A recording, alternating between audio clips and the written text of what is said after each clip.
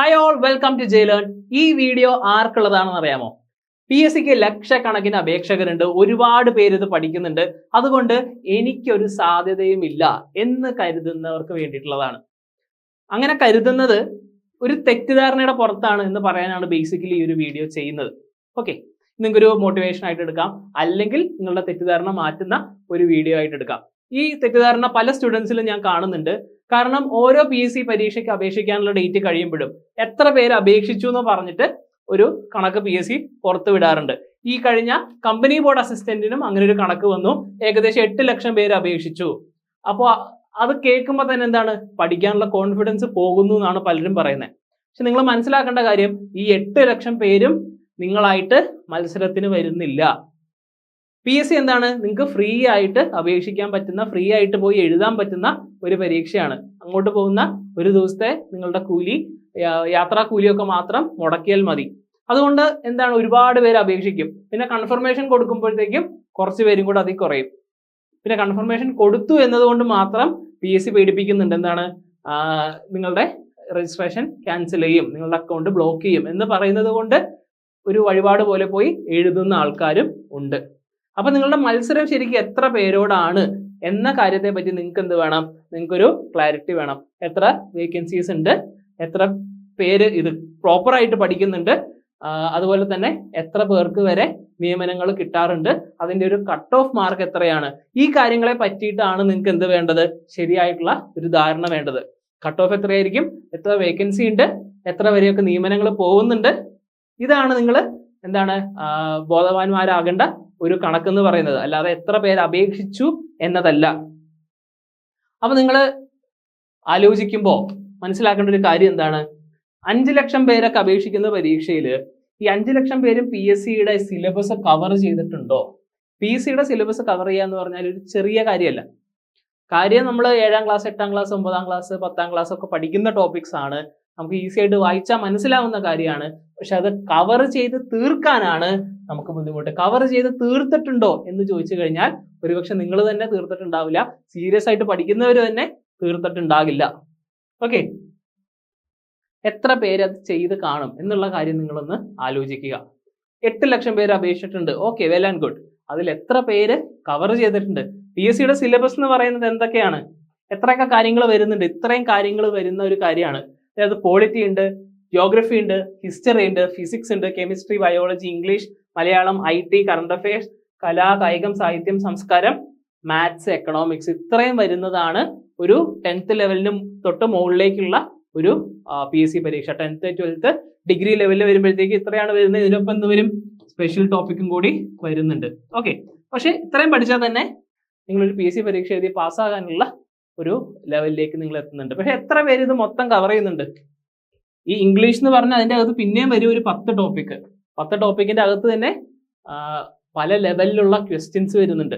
ഇത് ഇംഗ്ലീഷ് എന്നുള്ളൊരു കാര്യം മാത്രമാണ് പറഞ്ഞത്. പോളിറ്റി വരുമ്പോൾ, ജിയോഗ്രഫി വരുമ്പോൾ ഇന്ത്യൻ വരുന്നുണ്ട്, വേൾഡ് വരുന്നുണ്ട്, കേരള വരുന്നുണ്ട്, ഹിസ്റ്ററിയും അതുപോലെ വരുന്നുണ്ട്. ഓക്കെ, ഫിസിക്സ്, കെമിസ്ട്രി, ബയോളജി, ഇതൊക്കെ നല്ല ലെവലിൽ വരുന്ന പരീക്ഷകളുണ്ട്. ഇതൊക്കെ എത്ര പേര് കവർ ചെയ്യുന്നുണ്ട്?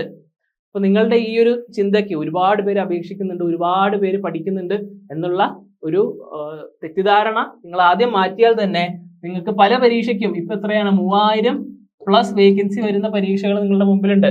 കമ്പനി ബോർഡ് LGSന്റെ സിലബസ് എന്താണ്? ഇതാണ് കമ്പനി ബോർഡ് LGSന്റെ സിലബസ്. നമ്മൾ നേരത്തെ കണ്ട അത്രയും വലിയ സിലബസ് അല്ല, എങ്കിൽ തന്നെ പൊതുവിജ്ഞാനം ഇവിടെ 40 മാർക്കിന് വരുന്നുണ്ട്. അതിൽ ഈ പറഞ്ഞ GK എന്ന് പറയുന്ന എല്ലാ ടോപ്പിക്സും അതിൻ്റെ അകത്ത് വരുന്നുണ്ട്. ഡിഗ്രിക്കാർക്ക് കൂടി പറ്റുന്ന പരീക്ഷ ആയതുകൊണ്ട് കട്ട് ഓഫ് കൂടുതലായിരിക്കും. ആനുകാലിക വിഷയങ്ങൾ വരുന്നുണ്ട്, സയൻസ് മൊത്തത്തിലാണ് വരുന്നത്, പൊതുജനാരോഗ്യം വരുന്നുണ്ട്, മാത്സ് വരുന്നുണ്ട്. ഇവിടെ എന്തൊക്കെ വരുന്നില്ല, ഇംഗ്ലീഷ് വരുന്നില്ല, അല്ലെ? അതുപോലെ തന്നെ മലയാളം വരുന്നില്ല. അങ്ങനെയുള്ള കുറെ ടോപ്പിക്സ് നമുക്ക് ഒഴിവായി കിട്ടിയിട്ടുണ്ട്. പക്ഷെ ഈ ഒരു LGSന്റെ സിലബസ് ആണെങ്കിൽ പോലും നിങ്ങൾ വർക്ക് ചെയ്യാതെ നിങ്ങൾക്ക് കിട്ടില്ല. ഈ വർക്ക് ചെയ്യാത്ത ഒരുപാട് പേരെന്തുണ്ട്, അവരൊക്കെ ഈ പരീക്ഷയ്ക്ക് എഴുതുന്നുണ്ട്. അതുകൊണ്ട് 5 ലക്ഷം പേര്, 8 ലക്ഷം പേര് എന്നുള്ളൊരു സംഖ്യയിൽ നിങ്ങൾ എന്ത് ചെയ്യണ്ട, പേടിക്കേണ്ട ആവശ്യമില്ല. ഇത്രയും ടോപ്പിക്സ് നിങ്ങൾക്ക് പഠിച്ചു തീർക്കാനായിട്ട് തന്നെ നല്ല എഫേർട്ട് ഉണ്ട്. ആ എഫേർട്ട് എടുക്കാൻ പറ്റുന്ന ആൾക്കാർ മാത്രമാണ് ഇന്നത്തെ കാലത്ത് PSC പരീക്ഷ എഴുതി പാസ്സാവുന്നത്. പഴയ കാലം പോയി. ഓക്കെ, നമുക്കൊരു പാതി അറിവ് വെച്ചൊക്കെ പാസ്സാവാൻ പറ്റുന്ന കാലം പോയി. കാരണം കൂടുതൽ പേര് PSCയിലേക്ക് വരികയാണ്, കൂടുതൽ പേര് സർക്കാർ ജോലി ആഗ്രഹിച്ച് വരികയാണ്. കാരണം എന്താണ്, പ്രൈവറ്റ് മേഖലയിലെ ജോലികൾ നഷ്ടപ്പെട്ടുകൊണ്ടിരിക്കുകയാണ്. ഓക്കെ, ഇനി വരുന്ന കാലം എന്ന് പറയുന്നത് ഒരുപക്ഷെ തൊഴിലില്ലായ്മയുടെ ഒക്കെ ഒരു കാലമാണ്. നമ്മൾ പഴയ സിനിമകളൊക്കെ, ഇപ്പൊ മോഹൻലാൽ, ശ്രീനിവാസൻ, സത്യനന്ദിക്കാടിന്റെ ഒക്കെ സിനിമകളിൽ എന്തായിരുന്നു അതിന്റെ ഒരു തീം എന്ന് പറയുന്നത്? തൊഴിലില്ലായ്മയാണ് അല്ലെ. അത്തരത്തിലുള്ളൊരു കാലം വരാനായിട്ടുള്ള ഒരു സാധ്യതയുണ്ട്. അതിന് AI പോലെയുള്ള കാര്യങ്ങളൊക്കെ അതിന് കാരണമാകാനായിട്ടുള്ള സാധ്യതയുണ്ട്. അവിടെ ഏറ്റവും കൂടുതൽ നിലനിൽക്കാൻ പോകുന്നത് എന്താണ്? സർക്കാർ ജോലിയാണ്. നിങ്ങൾ ഒരിക്കൽ കയറി കഴിഞ്ഞാൽ ആരും നിങ്ങളെ പിടിച്ച് പുറത്താക്കാൻ പോകുന്നില്ല. ഓക്കെ, അപ്പോൾ ജോബ് സെക്യൂരിറ്റി, ലൈഫ് സെക്യൂരിറ്റി എന്നൊക്കെ പറയുന്നത്, ബാലൻസ്, വർക്ക് ലൈഫ് ബാലൻസ് എന്നൊക്കെ പറയുന്നത് എന്തിലായിരിക്കും ഉണ്ടാവുക? അത് സർക്കാർ ജോലിയിലേക്കാണ്. അത് മനസ്സിലാക്കിയിട്ട് എന്താണ്, IT മേഖലയിൽ നിന്നൊക്കെ ഒരുപാട് പേര് ഇപ്പോൾ എഞ്ചിനീയറിംഗ് ഒക്കെ പഠിച്ചു കഴിഞ്ഞവരൊക്കെ ഒരുപാട് പേര് PSCയിലേക്ക് തിരിച്ചു വരുന്നുണ്ട് എന്നുള്ള കാര്യം നിങ്ങൾ മനസ്സിലാക്കുക. ഓക്കെ, അതിൽ എത്ര പേര് ഇത് മൊത്തം കവർ ചെയ്യുന്നുണ്ട് എന്ന് നോക്കിക്കഴിഞ്ഞാൽ പലരും കവർ ചെയ്യുന്നുണ്ടാവില്ല. ഇനി കുറെ പേരൊക്കെ എന്തായിരിക്കും, ചിലപ്പോൾ പോളിറ്റി അവർക്ക് ഇഷ്ടമായിരിക്കും, ജോഗ്രഫി, ഹിസ്റ്ററി ഇഷ്ടമായിരിക്കും. പക്ഷെ ഇംഗ്ലീഷ് എന്നുള്ളൊരു കാര്യത്തിൽ ഇംഗ്ലീഷ് പോട്ടെ എന്ന് വിചാരിക്കുന്നവരുണ്ടാവും. അല്ലെങ്കിൽ മാത്സ് ബുദ്ധിമുട്ടായിട്ട് മാത്സ് പോട്ടെ എന്ന് വിചാരിക്കുന്നവരുണ്ടാവും. അവരെ നിങ്ങൾ ഈ ലിസ്റ്റിൽ പെടുത്തണ്ട. അവരാരും തന്നെ PSC എഴുതി പാസ്സാവാനായിട്ട് പോകുന്നില്ല. കാരണം ഇതൊക്കെ 10 മാർക്ക് വരുന്ന ടോപ്പിക്സ് ആണ്. അത് പോട്ടെ എന്ന് വിചാരിക്കുന്നവരുണ്ടെങ്കിൽ അവിടെയാണ് നിങ്ങളുടെ ചാൻസ്. അവിടെ നിങ്ങൾ എന്ത് പറയാ, ഞാൻ മൊത്തം ടോപ്പിക്സും പഠിച്ചിരിക്കും. ഓക്കെ, LGS തന്നെ കണക്ക് പോട്ടെ എന്ന് വിചാരിച്ചാൽ അവൻ പോയി, 20 മാർക്കാണ്, അത് പോട്ടെ, ബാക്കി ടോപ്പിക്സ് ഞാൻ നോക്കാം. അപ്പൊ അത്രയും പേര്, ഒരു നല്ല ശതമാനം ആൾക്കാർ അത് വിചാരിക്കുന്നുണ്ടെന്ന് നിങ്ങൾ മനസ്സിലാക്കുക. അവിടെ നിങ്ങൾ പറയണം, ഞാൻ എല്ലാം പഠിച്ച് തീർത്തിരിക്കും. എല്ലാം പഠിച്ച് തീർക്കുന്നവർക്ക് എന്താണ്, എല്ലാം പഠിച്ച് തീർക്കുന്നവർക്ക് തീർച്ചയായിട്ടും ജോലി ഉറപ്പാണ്. മുഴുവൻ നിങ്ങൾ പഠിച്ചു, എല്ലാ ടോപ്പിക്കിന്റെയും ഒരു 100 ക്വസ്റ്റ്യൻസ് വെച്ച് നിങ്ങൾ അറ്റൻഡ് ചെയ്തു, മോക്ക് ടെസ്റ്റുകൾ അറ്റൻഡ് ചെയ്താൽ ജോലി നിങ്ങൾക്ക് ഉറപ്പാണ്. കാരണം എല്ലാം പഠിക്കുന്ന ആൾക്കാരില്ല. മാത്രമല്ല, ഇപ്പൊ പഠിക്കുന്നവരാണെങ്കിൽ എന്താണ് ഏറ്റവും വലിയൊരു അഡ്വാൻറ്റേജ്? നിങ്ങൾക്ക് പഠിക്കാനായിട്ട് നല്ല ഉന്മേഷവും മോട്ടിവേഷനും ഒക്കെ ഉണ്ടാവുന്നത് ജീവിതത്തിന്റെ എല്ലാ സമയത്തും ഉണ്ടാവില്ല. ഏതെങ്കിലും ഒരു സമയത്തായിരിക്കും ഉണ്ടാവുക അല്ലെ. ഏതെങ്കിലും കുറച്ച് മാസങ്ങൾ അല്ലെങ്കിൽ കുറച്ച് വർഷങ്ങളൊക്കെ ആയിരിക്കും നിങ്ങൾക്ക് ആ മോട്ടിവേഷൻ ഉണ്ടാവുക. ഇപ്പൊ നിങ്ങൾക്ക് ആ ഒരു മോട്ടിവേഷൻ ഉണ്ട് എന്നുണ്ടെങ്കിൽ നിങ്ങളുടെ മുമ്പിൽ ഇത്രയും പരീക്ഷകൾ നിരന്ന് നിൽക്കുകയാണ്. കാരണം നമ്മൾ പഠിക്കുന്ന സമയത്താണ് നമുക്ക് ഈ പറയുന്ന അവസരം വേണ്ടേ. നമ്മൾ പഠിച്ചു 1 കൊല്ലം കഴിഞ്ഞിട്ടൊക്കെ ഉള്ള പരീക്ഷയാണെങ്കിൽ നമ്മളുടെ എന്താണ്, മോട്ടിവേഷൻ ലെവൽ പതിയെ താഴേക്ക് പോകും. ഇപ്പൊ നിങ്ങൾ എനർജറ്റിക് ആയിട്ട് ഈ വരുന്ന ഒരു 3, 4, 5 മാസം പഠിക്കുകയാണെങ്കിൽ അത്രേ ഉള്ളൂ. 3 to 6 months ആണ് നമുക്കുള്ളത്. 3 to 6 months നിങ്ങൾ ഒന്ന് വർക്ക് ചെയ്യുകയാണെങ്കിൽ, ഡെയിലി എത്ര മണിക്കൂർ, 4 to 5 hours വർക്ക് ചെയ്യുകയാണ് എന്നുണ്ടെങ്കിൽ, നമ്മുടെ ബാച്ചൊക്കെ ഇവിടെ ഒരു 3 to 4 hours നിങ്ങൾ വർക്ക് ചെയ്യാൻ വേണ്ടിയിട്ടുള്ള ബാച്ചുകളാണ്. അത്രയും ടൈം റിവിഷനും കൂടെ ചേർത്ത് ഒരു 4 to 5 hours വർക്ക് ചെയ്യുകയാണെങ്കിൽ നിങ്ങൾക്ക് തീർച്ചയായിട്ടും ജോലി കിട്ടിയിരിക്കും. നിങ്ങൾ തീർച്ചയായിട്ടും ലൈഫിൽ സെറ്റിൽ ആയിരിക്കും. ഓക്കെ, നിങ്ങൾക്ക് റിട്ടയർ ആകുന്ന വരെ ജോലി ചെയ്യാൻ പറ്റുന്ന ഉറപ്പുള്ള ഒരു കാര്യമാണ് സർക്കാർ ജോലി.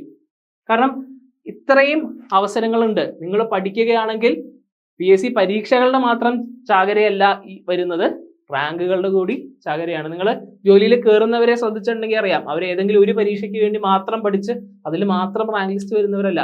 അവർ സ്ഥിരം പരീക്ഷകൾ എഴുതും, പല റാങ്ക് ലിസ്റ്റിൽ വരും.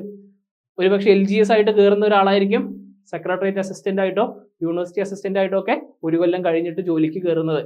അപ്പോൾ ഒരുപാട് റാങ്ക് ലിസ്റ്റിൽ വരാനായിട്ടുള്ള ഒരു അവസരം അതാണ് നിങ്ങളുടെ മുമ്പിലുള്ളത്.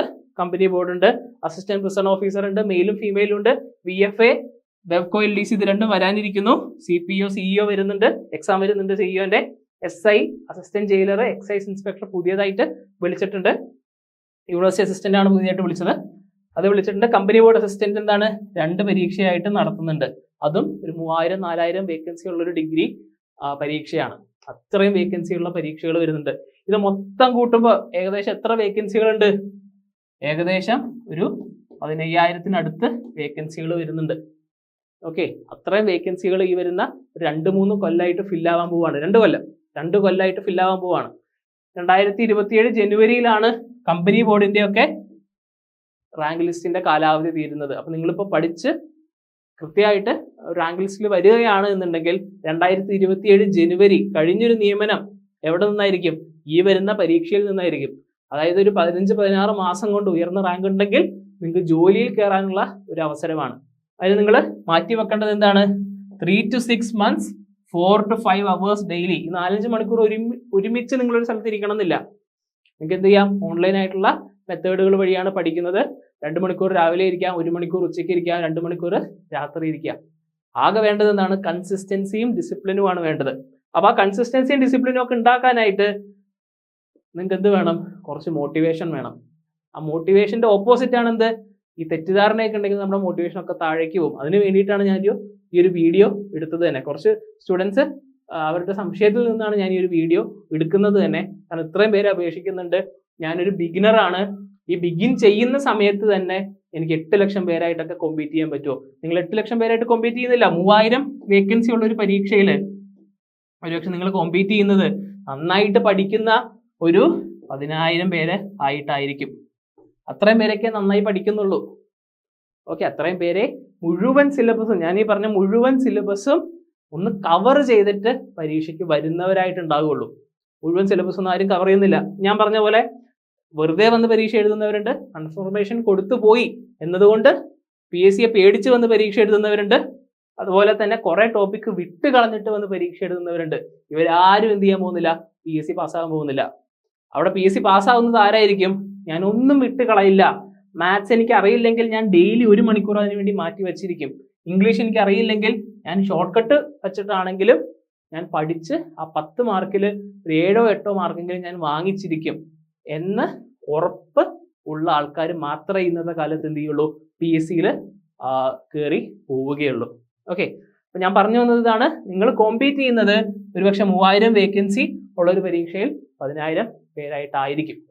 കാരണം ഇപ്പോൾ ഈ നടന്നൊരു ഡിഗ്രി പ്രിലിംസ് കഴിഞ്ഞിട്ടുള്ള ഒരു പരീക്ഷ ഉണ്ടായല്ലോ, അതിലൊക്കെ 50,000 പേര് എന്താണ് ഡിഗ്രി പ്രിലിംസ് പാസ്സാവുന്നുണ്ട്. പക്ഷെ അവർക്കൊന്നും മെയിൻസിലേക്ക് വരുന്ന സമയത്ത് അതുപോലെ സ്കോർ ചെയ്യാൻ പറ്റുന്നില്ല. അപ്പൊ ഈ പ്രിലിംസ് എന്തിനാണ്? ഈ പറഞ്ഞ 5 ലക്ഷം 6 ലക്ഷം 7 ലക്ഷം 8 ലക്ഷം പേരെയൊക്കെ എലിമിനേറ്റ് ചെയ്യാൻ വേണ്ടിയിട്ടുള്ളതാണ്. കുറച്ചെങ്കിലും സിലബസ് കവർ ചെയ്തിട്ടുള്ള ആൾക്കാരെ മാത്രം കൊണ്ടുവരാനാണ്. അവർക്ക് തന്നെ എന്ത് പറ്റുന്നില്ല? മെയിൻസിന്റെ ഒരു മെയിൻ ടോപ്പിക് എന്ന് പറയുന്നത് ഈ ടോപ്പിക്കുകൾ തന്നെയാണ്. അതിൽ സീരിയസ് ആയിട്ടൊരു ക്വസ്റ്റ്യൻ ചോദിക്കുമ്പോൾ അവർക്ക് പറ്റുന്നില്ല. കട്ട് ഓഫിൽ നിന്നൊക്കെ വളരെ പുറകോട്ടാണ് ഭൂരിഭാഗം പേരും പോയിട്ടുള്ളത്. അതിൽ നിന്നാണ് മനസ്സിലാക്കേണ്ടത്, നമ്മളുടെ കോമ്പറ്റീഷൻ കംപ്ലീറ്റ് ആയിട്ട് സിലബസ് കവർ ചെയ്തിട്ടുള്ള ആൾക്കാരായിട്ടാണ്. സിലബസ് കവർ ചെയ്തിട്ടുണ്ടോ? നിങ്ങൾക്ക് ഉറപ്പായിട്ടും ജോലിയുണ്ട്. നിങ്ങൾ സിലബസ് കവർ ചെയ്തിട്ടുണ്ട്, പ്രോപ്പറായിട്ട് മോക്ക് ടെസ്റ്റുകൾ ചെയ്യുന്നുണ്ട്, ഒരു 5-6 മാസം ഈ പ്രക്രിയ നിങ്ങൾ ചെയ്യുന്നുണ്ടെങ്കിൽ ഉറപ്പായിട്ടും നിങ്ങൾക്ക് ജോലിയുണ്ട്. ഏറ്റവും ഇമ്പോർട്ടൻ്റ് ആയിട്ടുള്ള കാര്യം സിലബസ് കവർ ചെയ്യുക, അതിൻ്റെ ഒപ്പം മോക്ക് ടെസ്റ്റുകൾ ചെയ്തുകൊണ്ടിരിക്കുക. ഓക്കെ, റിവൈസ് ചെയ്തുകൊണ്ടിരിക്കുക, മറക്കാതിരിക്കുക. ഒരു 1-2 മാസം എടുക്കും ഒരുപക്ഷെ നിങ്ങളൊന്ന് ട്രാക്കിലാവാൻ. അതിനെന്താണ്, നിങ്ങൾക്ക് മെന്റേഴ്സിന്റെ ആവശ്യം ഉണ്ടെങ്കിൽ ഇവിടെ മെന്റർഷിപ്പ് ബാച്ച് ഉണ്ട്, മെന്റേഴ്സ് ഉണ്ട്. ഡെയിലി നിങ്ങളെ കോൺടാക്ട് ചെയ്യാനും എന്താണ് പഠിക്കുന്നത്, സ്റ്റഡി പ്ലാൻ അനുസരിച്ച് നിങ്ങൾ പഠിക്കുന്നുണ്ടോ. ഇത്രയും വലിയൊരു സിലബസ് വരുന്ന സമയത്ത് എന്താണ് നിങ്ങൾക്ക് വേണ്ടത്? നിങ്ങൾക്കൊരു 10 to 11 സബ്ജക്ട്സ് ആണ് വരുന്നത്. ഓരോ സബ്ജക്റ്റിന്റെ അകത്തും ഒരുപക്ഷെ ഒരു 10 to 15 എന്തുണ്ടായിരിക്കും? 10 to 15 അല്ലെങ്കിൽ ഒരു 20 സബ് ടോപ്പിക്സ് ഉണ്ടായിരിക്കും. എല്ലാം ചേർത്തിട്ടൊരു 300-400 ക്ലാസ്സുകളാണ് കാണാനുള്ളത്. അല്ലെങ്കിൽ 300-400 ക്ലാസ്സുകൾ കൊണ്ട് നമുക്ക് തീർക്കാൻ പറ്റുന്നതാണ്. ഇത്രയും ക്ലാസ്സുകൾ നിങ്ങൾ പ്രോപ്പറായിട്ട് കാണുന്നുണ്ട്, നോട്ട്സ് വായിച്ച് പഠിക്കുന്നുണ്ട്, അതിൻ്റെയൊക്കെ മോക്ക് ടെസ്റ്റ് ചെയ്യുന്നുണ്ട് എന്ന് ഉറപ്പിക്കാനായിട്ട് മെന്റേഴ്സ് ഉണ്ട്. അതിനുള്ള ഒരു കെയർ ബാച്ച് നമ്മൾ സ്റ്റാർട്ട് ചെയ്തിട്ടുണ്ട്. ഏതൊക്കെ എക്സാമിനാണ്? ഈ പറയുന്ന എല്ലാ എക്സാമിനും നമ്മൾ കെയർ ബാച്ച് സ്റ്റാർട്ട് ചെയ്തിട്ടുണ്ട്. മെന്റർഷിപ്പ് ഉള്ള ബാച്ചാണ്. മെന്റർഷിപ്പ് ഉള്ള ബാച്ചിന്റെ ഇമ്പോർട്ടൻസ് എന്ന് പറയുന്നത് എന്താണ്? നിങ്ങൾ പഠിക്കുന്നുണ്ടെന്ന് ഉള്ളത് മെന്റേഴ്സിന്റെ ഉത്തരവാദിത്തമാണ് എന്നുള്ളതാണ്. അത് കൂടാതെ സെൽഫ് സ്റ്റഡി ബാച്ചും ഉണ്ട്, കെയർ ബാച്ചും ഉണ്ട്. ഓക്കെ, സെൽഫായിട്ട് നിങ്ങൾക്ക് പഠിക്കാം. നിങ്ങളിപ്പോൾ പുറത്ത് ഓഫ്ലൈനായിട്ട് പഠിക്കുന്നവരാണെങ്കിൽ റെഫറൻസിനായിട്ട് സെൽഫ് സ്റ്റഡി എടുക്കാം, അല്ലെങ്കിൽ സ്വയം പഠിക്കാൻ താല്പര്യപ്പെടുന്ന ഒരാളാണെന്നുണ്ടെങ്കിൽ സെൽഫ് സ്റ്റഡി എടുക്കാം. ഓക്കെ, ഈ 2 ബാച്ചുകളും ഇവിടെ അവൈലബിൾ ആണ്. കോഴ്സിനെ പറ്റി അറിയാനായിട്ട് നിങ്ങൾ ഈ ഒരു നമ്പറിൽ കോൺടാക്ട് ചെയ്യുക. ഓക്കെ, ഇതുപോലെയുള്ള ക്ലാസ്സുകളാണ് നിങ്ങൾക്ക് ആപ്പ് വഴിയോ ലാപ്ടോപ്പ് വഴിയോ ഒക്കെ പഠിക്കാനായിട്ട് സാധിക്കും. അതിന് ആദ്യം വേണ്ടത് എന്താണ്? ഒരു നിശ്ചയദാർഢ്യമാണ് വേണ്ടത്. അതിന് നെഗറ്റീവായിട്ടുള്ള തോട്ടുകൾ, എനിക്ക് ഇത്രയും പേരെ തോൽപ്പിക്കാൻ പറ്റില്ല, ഇത്രയും പേരായിട്ടാണ് ഞാൻ മത്സരിക്കുന്നത്, ഞാൻ വളരെ പുറകിലാണ്, ഞാനൊരു തുടക്കക്കാരൻ മാത്രമാണ് എന്നുള്ള ഒരു ചിന്തയാണ് ആദ്യം ഒഴിവാക്കേണ്ടത്.